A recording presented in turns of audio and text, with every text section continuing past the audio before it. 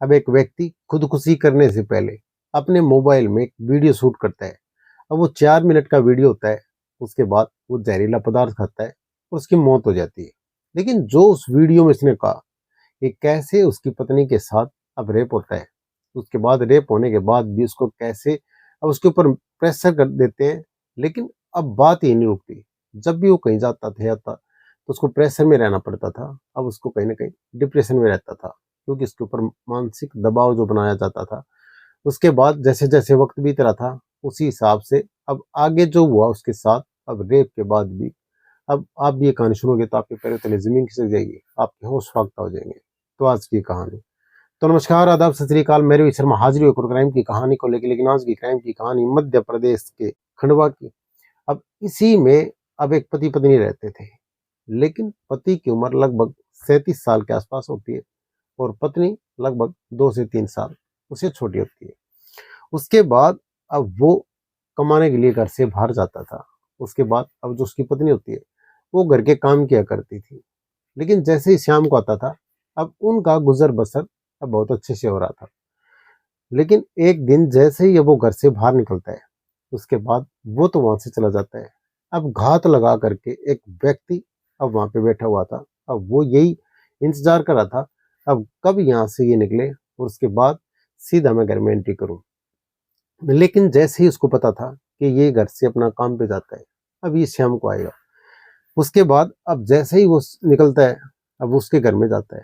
लेकिन उसकी पत्नी होती है घर पे, वो अकेली होती है। उसके बाद उसके साथ जैसे ही घर में घुसता है, अब उसके साथ जोर जबरदस्ती करता है।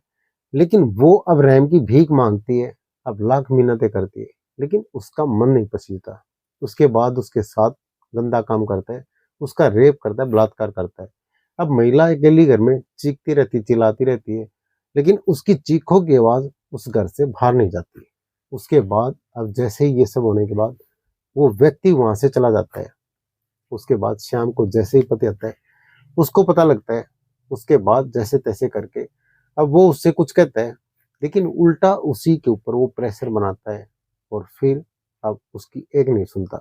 लेकिन अब जैसे जैसे वक्त बीत रहा था उसी हिसाब से ये व्यक्ति, अब महिला का पति, डिप्रेशन में रहने लगता है, अब दबाव में रहने लगता है। अब जिस व्यक्ति ने उसकी पत्नी का रेप किया था, बलात्कार किया था, अब वो उसके ऊपर प्रेशर बनाता रहता है। उसके बाद अब वो अपनी पत्नी से बात कहता नहीं है और फिर जैसे ही कुछ कहता है तो उसकी पत्नी भी ठीक से उसको जवाब नहीं देती। लेकिन जैसे जैसे वक्त बीता उसी हिसाब से अब उसके हालात बदल जाते हैं। अब वो काम पे जाता था, उसकी पत्नी आता था जैसे ही काम से तो घर नहीं मिलती थी। लेकिन वो अब कुछ बात पूछता था या कहाँ पे गई हो, तो वो ठीक से बताती नहीं थी, इधर उधर की बातें करती थी। उसके बाद जैसे ही ये सब होता है, अब उसकी पत्नी भी कहीं ना कहीं अब उससे दूरी बनाने लगती है। लेकिन अब महिला का पति अब उसके साथ रहना चाहता था। अब वो कहीं ना कहीं उससे दूरी बनाने लगती है, उससे दूर रहना चाहती थी। उसके बाद अब उसका जैसे जैसे टाइम बीत रहा था उसी हिसाब से अब वो कहीं ना कहीं अब महिला, अब जिसने रेप किया था उसके साथ अब प्रेम संबंध हो जाते हैं। अब उनकी कहीं ना कहीं एक दूसरे के साथ अटैचमेंट होती है और वो एक दूसरे के साथ नाजायज संबंध बनाते रहते हैं। और ये कहीं ना कहीं इसके जो पति को अच्छा नहीं लगता था। उसके बाद अब फिर वो किसी को कहता था, उस व्यक्ति को कहता था या महिला को कहता था, दोनों इसके ऊपर इतना प्रेशर बनाते हैं। अब ये टूट जाता है, अब डिप्रेशन में रहता है और फिर ये सोचता है कि अपना खेल खत्म कर लेता हूँ।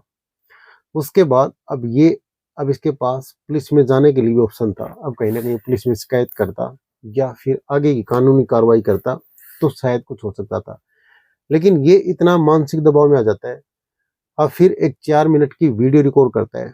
उसके बाद अब उस व्यक्ति के बारे में बताता है कि उसने मेरी बीवी के साथ रेप किया। और फिर उसने अब जैसे उसका रेप किया, उसको जैसे ही कुछ कहा तो उसने मेरे ऊपर दबाव बनाया।